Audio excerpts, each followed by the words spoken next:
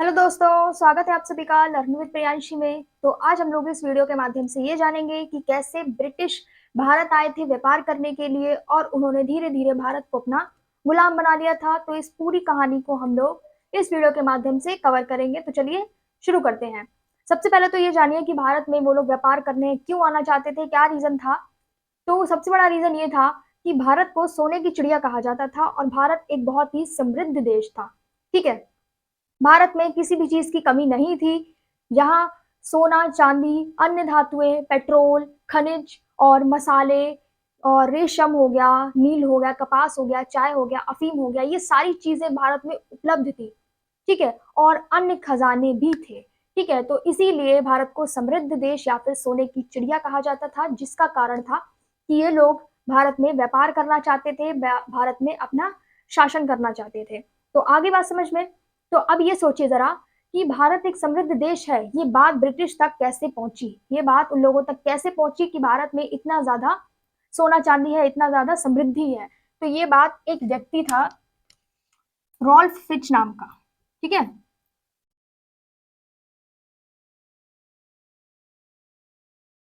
इस व्यक्ति ने क्या करा कि ब्रिटेन तक ये बात जाके पहुंचाई कि भारत को सोने की चिड़िया कहा जाता है। अब इस व्यक्ति को कैसे पता चला? तो ये एक घुमक्कड़ व्यापारी था। ठीक है, घुमक्कड़ व्यापारी था जो कि व्यापार करने के लिए अलग अलग जगह पर यात्रा करता था। ठीक है, तो जब ये हिंद महासागर, मेसोपोटामिया और फारस की खाड़ी में यात्रा कर रहा था, तब उसी दौरान इसको भारत के बारे में सुनने को मिला कि भारत एक बहुत ही समृद्ध देश है और हमको वहां से व्यापार करना चाहिए। तो इसने ये बात उठा करके ब्रिटेन में कही आके। तो यहाँ पर दो और व्यक्ति थे जिन्होंने विदेश से व्यापार करने की नींव रखी थी। उनका नाम क्या है? उनका नाम है, सबसे पहले है यहाँ पे,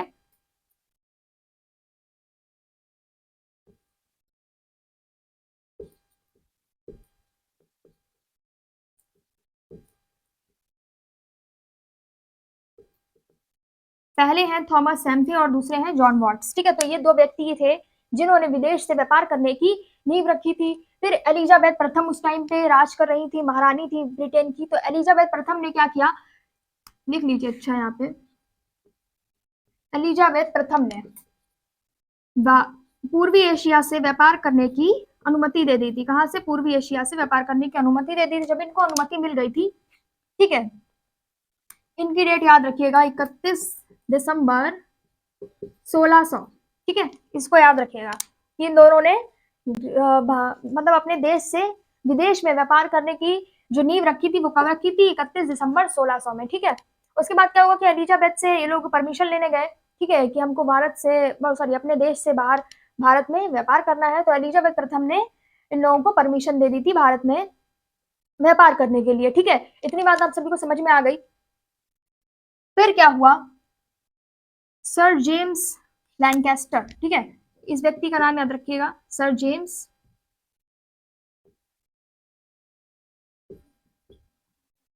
इसने क्या किया?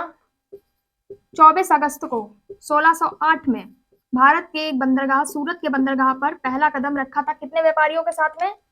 प्लस 200 से भी ज्यादा व्यापारियों के साथ में सर जेम्स लैंकेस्टर ने 200 से भी ज्यादा ब्रिटिश व्यापारियों के साथ में 24 अगस्त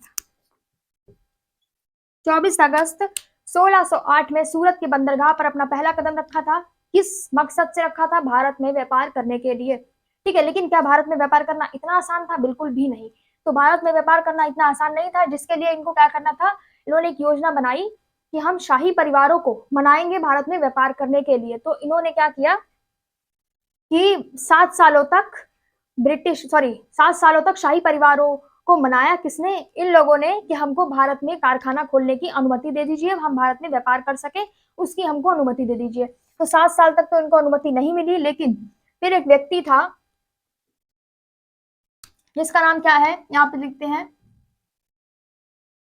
सर थॉमस रोए। ठीक है, ये व्यक्ति जो था, जब इसकी अगुवाई हुई उस टाइम पे क्या हुआ कि इनको भारत में व्यापार करने की, कारखाना खोलने की अनुमति मिल गई।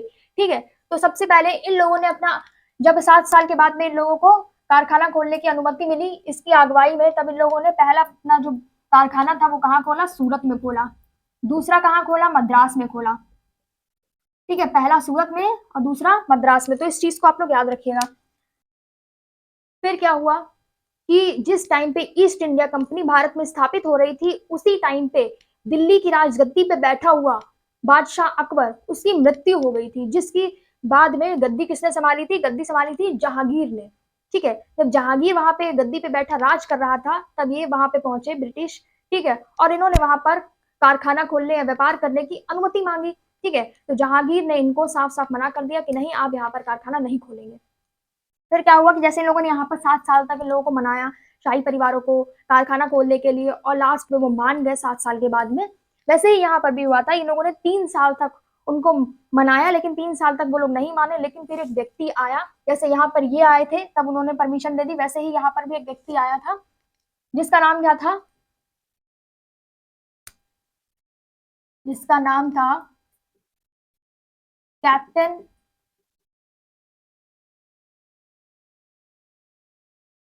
William Hawkins. जब ये व्यक्ति आया, इसने क्या करा? जहांगीर से मुलाकात की और व्यापार के सिलसिले में बात की कि हमको यहाँ पर व्यापार करना है, हमको परमिशन दे दीजिए। तब क्या हुआ कि जहांगीर मान गया और उसने यहाँ पर व्यापार करने के लिए लोगों को परमिशन दे दी थी। क्योंकि अब वो मान क्यों नहीं रहा था? क्योंकि पहले से यहाँ पर डच और फ्रांसीसी जो थे वो व्यापार कर रहे थे, इसीलिए वो परमिशन नहीं दे रहा था। लेकिन इनके आने के बाद में उसने क्या किया? परमिशन दे दी इनको व्यापार करने के लिए। अब आगे क्या हुआ? अब जब इनको परमिशन मिल गई है, तो इन्होंने क्या किया? यहाँ पे याद रखिए, कलकत्ता और बंबई इत्यादि जगहों से इन्होंने व्यापार करना शुरू किया था।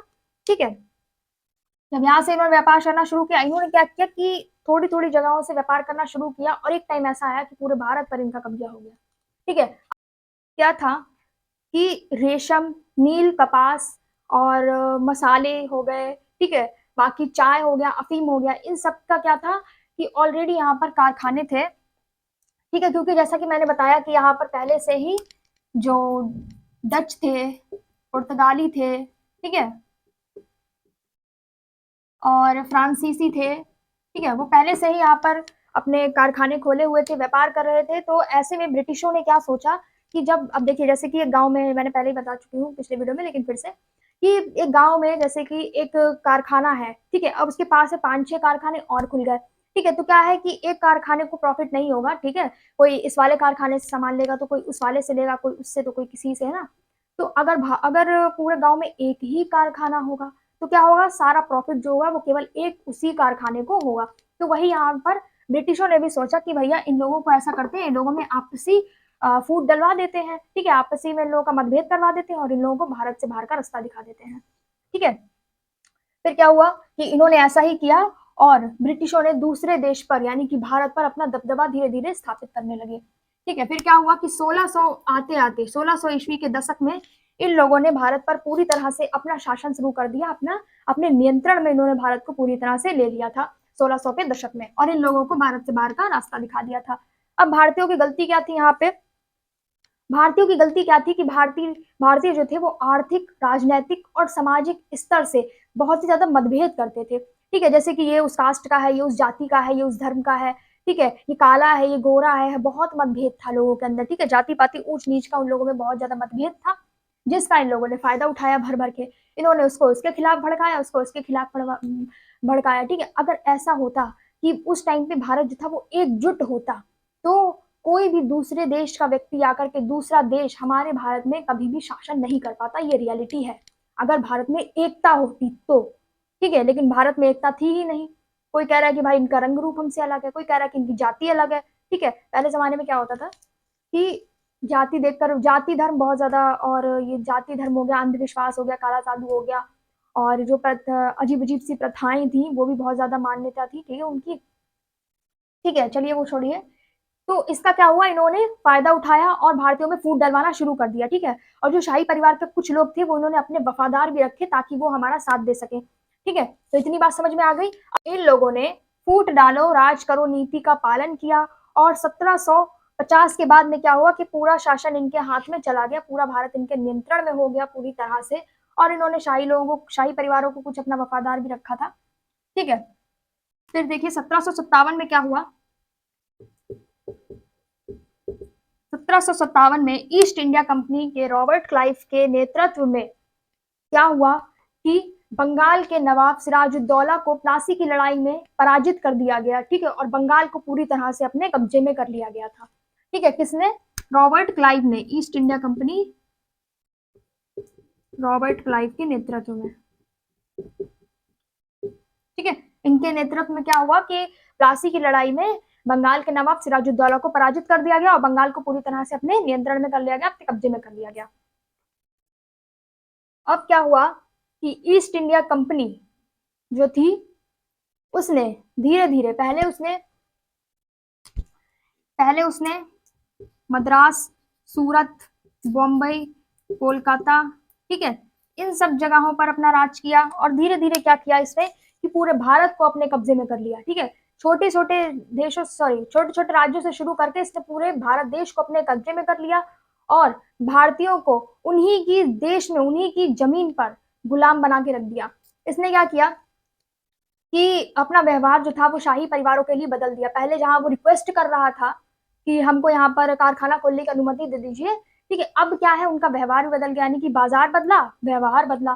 ठीक है, तो अब क्या हुआ कि अंग्रेजों का जो ब्रिटिश थे उनका व्यवहार बदल गया और उन्होंने भारतीयों पर इतना जुल्म ढाना शुरू कर दिया कि भारतीयों को बिल्कुल अकाल की परिस्थिति आ गई थी। ठीक है, ये लोग क्या करते थे कि भारतीयों से पूरे दिन काम करवाते थे और सस्ते दामों पर ये लोग अपना जो सामान था उसको तैयार करवाते थे, ठीक है, कारखानों में, और उसको क्या करते थे, उसी को जाकर के विदेशों में, दूसरे देशों में और बड़ी मात्रा में बेच देते थे। यानी कि सस्ते में माल ये लोग जो था उसको तैयार करवाते थे सामान को और दूसरे देशों में जाकर के उसको भारी मात्रा में बेच देते थे, जिससे इनका बहुत ही ज्यादा प्रॉफिट होने लगा।